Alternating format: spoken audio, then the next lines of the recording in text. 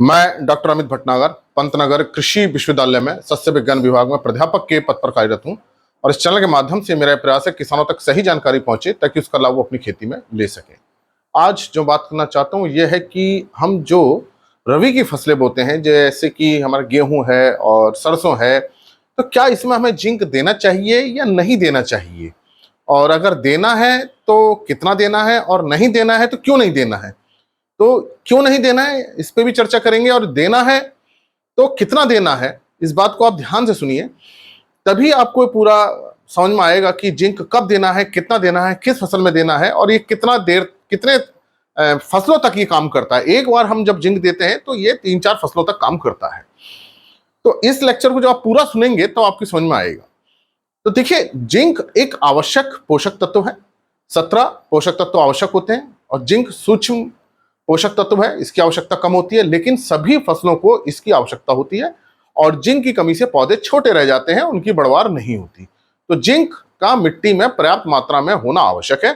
और अगर जब ये मिट्टी में पर्याप्त मात्रा में नहीं होता है, फसल को नहीं मिल पाता है, तो जिंक की कमी होने लगती है। इसलिए जिंक को देना बहुत जरूरी है। और जो हमारी भारतीय मृदाएं हैं, हमारे देश में जो मिट्टी है, अधिकतर मिट्टियों में जिंक की कमी अब देखी जा रही है। तो जिंक देना बहुत जरूरी है। अब जिंक अगर हमने धान में दिया है, मतलब खरीफ की फसलों में दिया है, हमने जब जून जुलाई में हमने फसल बोई है, उस समय हमने अगर जिंक दिया है और पर्याप्त मात्रा में दिया है, तो फिर हमें आगे 3-4 साल तक कोई आवश्यकता नहीं होती है जिंक देने की, क्योंकि वो मिट्टी में बना रहता है।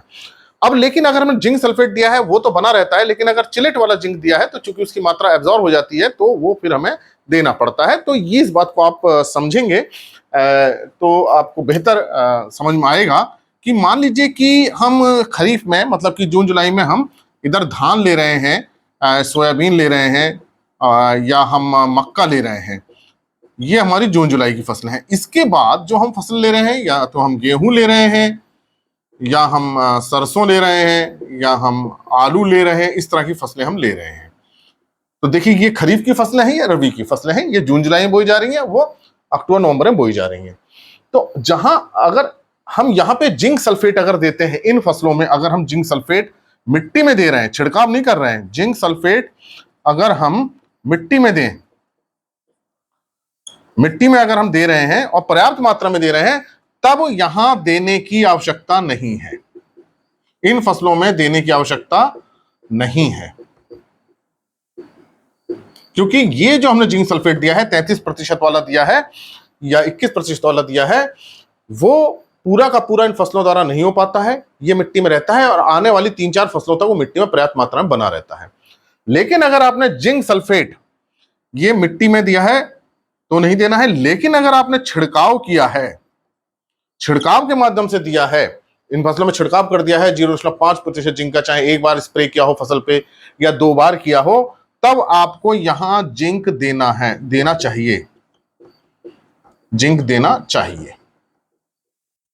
तो ये बात आपको समझ में आई होगी कि अगर हमने मिट्टी में दिया है जिंक सल्फेट तो आपको नहीं देने की जरूरत नहीं है इन फसलों में। लेकिन अगर आपने छिड़काव किया है तो फिर आपको जिंक देना चाहिए। और मान लीजिए आपने जिंक सल्फेट दिया नहीं है, नहीं दिया, यहां नहीं दिया है जिंक सल्फेट, जिंक नहीं दिया, यहां मैं लिख दे रहा हूं जिंक नहीं दिया, तो फिर आपको यहां जिंक देना चाहिए। तो जिंक हमको 2 कंडीशन में देना चाहिए। या तो हमने जो खरीफ वाली फसलें हैं, जून जुलाई वाली जो फसलें हैं, उनमें या तो हमने स्प्रे किया हो या हमने बिल्कुल नहीं दिया हो। तो हमको यहाँ जो अक्टूबर नवंबर वाली फसलें हैं जो हम बोते हैं अक्टूबर नवंबर में, फिर वहां हमको देना चाहिए। तो ये बात आपकी समझ में आई होगी कि जिंक सल्फेट मिट्टी में अगर हमने दे दिया है तब हमें आने वाली 2-3-4 फसलों तक देने की आवश्यकता नहीं होती है। लेकिन अगर हमने इधर वाली फसलों में, धान में, मक्का में, सोयाबीन में छिड़काव किया है, तो अगली फसल जो बो रहे हैं फिर हमें मिट्टी में जरूर देना चाहिए। लेकिन अगर आपने चिलेट जिंक दिया है, चिलेट जिंक आपने दे दिया है, EDTA जिंक दिया है और पर्याप्त मात्रा में दिया है, तो ये जो चिलेट जिंक है वो करीब 2 फसल तक काम कर जाता है, या उसी फसल में भी हो सकता है पूरा हो जाए, तब हमें अगली फसल में भी देना चाहिए। तो चिलेट जिंक चूंकि कम मात्रा प्रयोग किया जाता है, तो इसलिए हमें उसकी हर वर्ष की जरूरत पड़ जाती है, क्योंकि उसमें जिंक का मात्रा भी कम होती है, 12% ही होता है।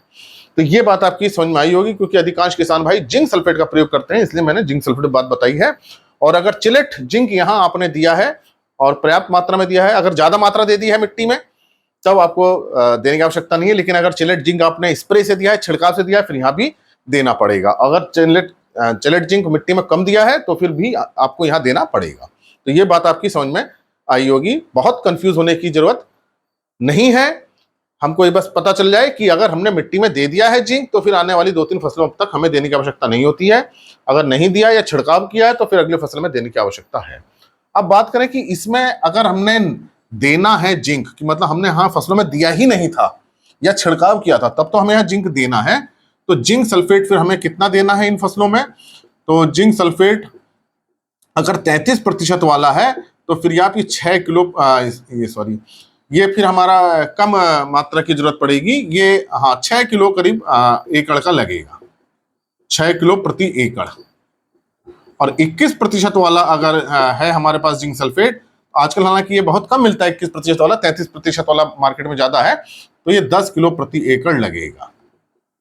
और अगर आपको चिलेट जिंक मिलता है तो इसमें चूंकि 12% होता है लेकिन ये बहुत अधिक मात्रा में सॉल्युबल होता है, पौधों को मिल जाता है, तो ये हमारा करीब 2 किलो प्रति एकड़ से भी हमारा काम चल जाता है, 2 से 3 किलो प्रति एकड़। तो ये मैंने आपको बताया कि ये मात्रा की आवश्यकता पड़ेगी, चाहे गेहूं है, चाहे सरसों है, चाहे आलू है। फिर आपको सारा जिंक बुआई के समय ही देना है और कोशिश यही करें कि हम बुआई के समय दें और फास्फोरस वाले उर्वरकों के साथ मिक्स करके ना दें। एनपीके के साथ इसको मिक्सचर ना बनाएं, डीएपी के साथ मिक्सचर ना बनाएं, एसएसपी या टीएसपी इसके साथ मिक्सचर ना बनाएं। दोनों को अलग अलग टाइम पे दें, आगे पीछे दें, एक टाइम ना रखें, मिक्सचर बना करके ना दें। मिक्सचर बनाएंगे तो रिएक्शन कर सकता है जिंक फास्फोरस के साथ, फिर उपलब्ध नहीं हो पाता है। तो ये आपकी बात समझ में आ गई होगी कि जिंक हमें गेहूं में या सरसों में या आलू में देना चाहिए या नहीं देना चाहिए। तो सीधी सी बात यह है कि अगर हमने उससे जो फसल हम बोना चाह रहे हैं उससे पहले वाली फसल में अगर हमने मिट्टी में जिंक सल्फेट दे दिया है तो फिर हमें अगली फसल में 3-4 फसलों तक, फिर 2-3 फसलों तक तो आवश्यकता नहीं होती है क्योंकि वो पर्याप्त मात्रा में जिंक बना रहता है। लेकिन चिलेट जिंक को हमें देने की आवश्यकता होती है क्योंकि चिलेट वैसे ही हम कम मात्रा में दे रहे हैं और फसल उसका अवशोषण कर लेती है, तो अगली फसल में चिलेट देने की आवश्यकता होती है। लेकिन अगर जिंक सल्फेट हमने छिड़काव से दिया है, चाहे वो जिंक सल्फेट है चाहे वो चिलेट वाला है, फिर तो हमें अगली फसल में देने की आवश्यकता होती है। तो इसमें इसलिए मैंने लिख दिया है कि जिंक सल्फेट अगर मिट्टी में दिया है तब आपको नहीं देना है, और अगर आपने छिड़काव के माध्यम से दिया है या जिंक सल्फेट नहीं दिया है तब आपको यहां देना चाहिए। कितना देना चाहिए ये मात्रा मैंने यहां बता दी, कितना देना चाहिए, बुआई के समय देना चाहिए। आशा है मेरी बात आपकी समझ में आई होगी कि जिंक हमें देना है या नहीं देना है, नहीं देना है तो किस स्थिति में नहीं देना है, देना है तो कितना देना और कैसे देना है। इसी प्रकार के लेक्चर्स को देखने के लिए कृषि किसान प्लेलिस्ट देखिए और अगर चैनल सब्सक्राइब नहीं किया तो सब्सक्राइब कीजिए। धन्यवाद।